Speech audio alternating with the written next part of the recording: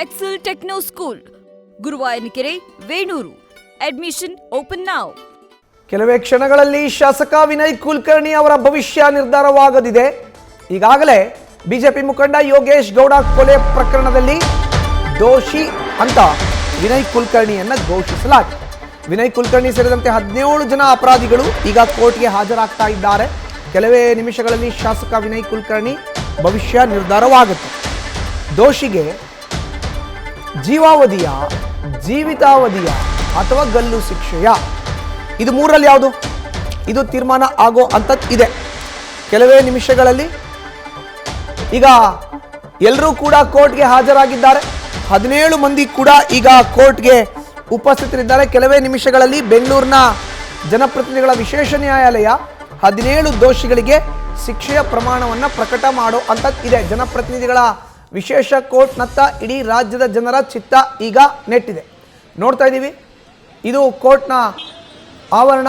ಎಲ್ಲ 17 ಆರೋಪಿಗಳನ್ನು ಈಗ ಕೋರ್ಟ್ಗೆ ಕರೆತರಲಾಗಿದೆ. ನೋಡಿ, ಈ ಒಂದು ಪೊಲೀಸ್ ಜೀಪ್ನಲ್ಲೇ ಎಲ್ಲ ಆರೋಪಿಗಳನ್ನು ಕೂಡ ಈಗ ನೇರವಾಗಿ ಕೋರ್ಟ್ನತ್ತ ಕರೆತರಲಾಗಿದೆ.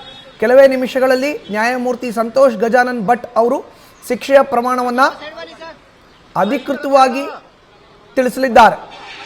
ಈಗಾಗಲೇ 2 ದಿನಗಳ ಮುಂಚೆನೇ ಶಿಕ್ಷೆಯ ಪ್ರಮಾಣ ಪ್ರಕಟ ಆಗಬೇಕಾಗಿತ್ತು. 2 ದಿನಕ್ಕೆ ಮುಂಚಿತವಾಗಿ ಕೊಲೆ ಸಂಬಂಧ, ಯೋಗೇಶ್ ಗೌಡ ಕೊಲೆ ಸಂಬಂಧ ಯಾರೆಲ್ಲ ಆರೋಪಿಗಳಿದ್ದಾರೋ ಅವರೆಲ್ಲರೂ ಕೂಡ ದೋಷಿಗಳು ಅಂತ ಕೋರ್ಟ್ ಹೇಳಿದ್ದಾಗಿದೆ.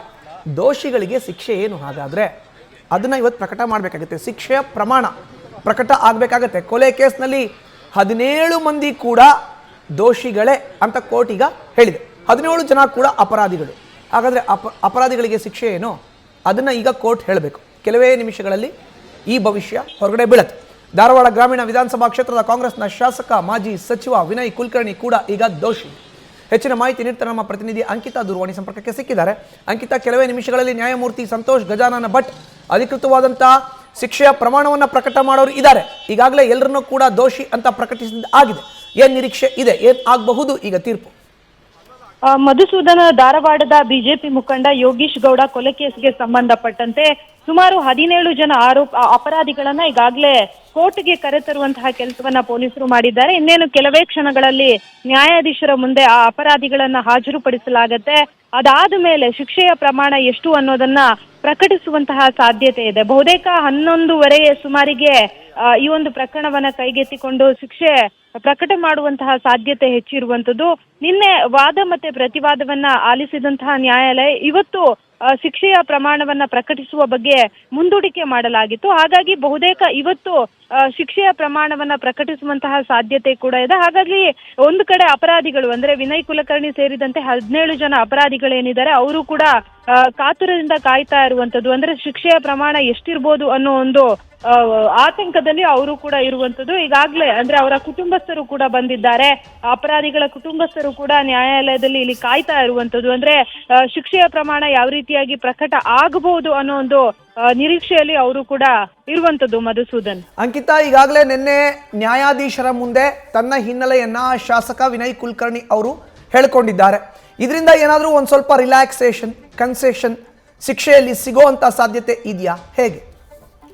ಮಧುಸೂದನ್, ನೀವು ಹೇಳಿದ ಹಾಗೆ 17 ಜನ ಅಪರಾಧಿಗಳೇನಿದ್ದಾರೆ ಅವರನ್ನ ನ್ಯಾಯಾಧೀಶರಾದಂತಹ ಗಜಾನನ್ ಭಟ್ ಅವರು ಮಾತನಾಡಿಸುವಂತಹ ಕೆಲಸವನ್ನ ಮಾಡಿದ್ರು. ಆ ಸಂದರ್ಭದಲ್ಲಿ ವಿನಯ್ ಕುಲಕರ್ಣಿ ತಮ್ಮ ಒಂದು ಹಿನ್ನೆಲೆ ಜೊತೆಗೆ ರಾಜಕೀಯ ಬೆಳವಣಿಗೆಯ ಬಗ್ಗೆಯೂ ಕೂಡ ಒಂದಷ್ಟು ಮಾಹಿತಿಯನ್ನ ಕೊಡುವಂತಹ ಕೆಲಸವನ್ನ ಮಾಡ್ತಾರೆ. ಅಂದ್ರೆ ತನ್ನ 27 ವರ್ಷದ ರಾಜಕೀಯ ಜೀವನದಲ್ಲಿ ತಾನೇನೇನ್ ಮಾಡಿದ್ದೀನಿ, ಜೊತೆಗೆ ಧಾರವಾಡದ ಜನತೆಗೆ ಯಾವ ರೀತಿಯಾಗಿ ತನ್ನ ಕೊಡುಗೆಯನ್ನ ನೀಡಿದ್ದೀನಿ, ಜನ ಯಾವ ರೀತಿಯಾಗಿ ನಂಬಿಕೆಯನ್ನ ಇಟ್ಟಿದ್ದಾರೆ, ಜೊತೆಗೆ ಅವರ ಒಂದು ಫ್ಯಾಮಿಲಿ ಬ್ಯಾಕ್ ಗ್ರೌಂಡ್ ಅಂದ್ರೆ ಅವರಿಗೆ ಹೆಣ್ಣು ಮಕ್ಕಳಿದ್ದಾರೆ, ಜೊತೆಗೆ ಅವರ ಒಂದು ಏನು ಅವರು ಸಾಕಿರುವಂತಹ ಹಸುಗಳಿದೆ, 3,500 ಹಸುಗಳು, ಕೃಷಿಕ, ಉದ್ಯಮಿ, ಹೀಗೆ ಬೇರೆ ಬೇರೆ ಕ್ಷೇತ್ರದಲ್ಲಿ ತನ್ನನ್ನು ತಾನು ತೊಡಗಿಸಿಕೊಂಡಿದ್ದೀನಿ. ಹಾಗಾಗಿ ಶಿಕ್ಷೆಯ ಪ್ರಮಾಣ ಏನಿದೆ ಅದನ್ನ ಕಡಿಮೆ ಮಾಡಿ ಅಂತ ಹೇಳಿ ಕೋರ್ಟ್ ಮುಂದೆ, ಜಡ್ಜ್ ಮುಂದೆ ಮನವಿ ಮಾಡುವಂತಹ ಕೆಲಸವನ್ನ ಮಾಡಿದ್ರು. ಜೊತೆಗೆ ಸಿಬಿಐ ಪರ ವಕೀಲರು ಕೂಡ ಒಂದಷ್ಟು ಆರ್ಗ್ಯುಮೆಂಟ್ ಅನ್ನ ಮಾಡಿದ್ರು. ಅಂದ್ರೆ ಅವರಿಗೆ ಗಲ್ಲು ಶಿಕ್ಷೆಯನ್ನೇ ಕೊಡ್ಬೇಕಾಗತ್ತೆ ಅಂತ ಕೊಡಿ ಅಂತ ಹೇಳಿ ಮನವಿಯನ್ನ ಕೂಡ ಮಾಡಿರುವಂತದ್ದು. ಹಾಗಾಗಿ ಎರಡೂ ಕಡೆಯ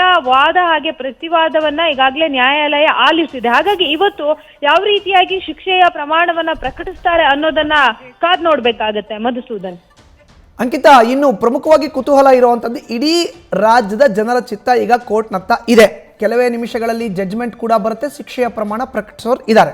ಆದರೆ ಇಷ್ಟು ದಿನಗಳ ಕಾಲ ದೋಷಿ ಅಂತ ಅವ್ರನ್ನ ಹೇಳೋದಕ್ಕಿಂತ ಮುಂಚಿತವಾಗಿ ಯೋಗೇಶ್ ಗೌಡ್ರಿಗೆ ಏನೇನು ಆಗಿತ್ತು ವೈಮನಸ್ಯ ಶಾಸಕರ ಜೊತೆಗೆ ಶಾಸಕರು ತಮ್ಮ ಪೊಲಿಟಿಕಲ್ ಕೆರಿಯರ್ನ ಎಲ್ಲೂ ಕೂಡ ಉಲ್ಲೇಖ ಮಾಡಿರಲಿಲ್ಲ.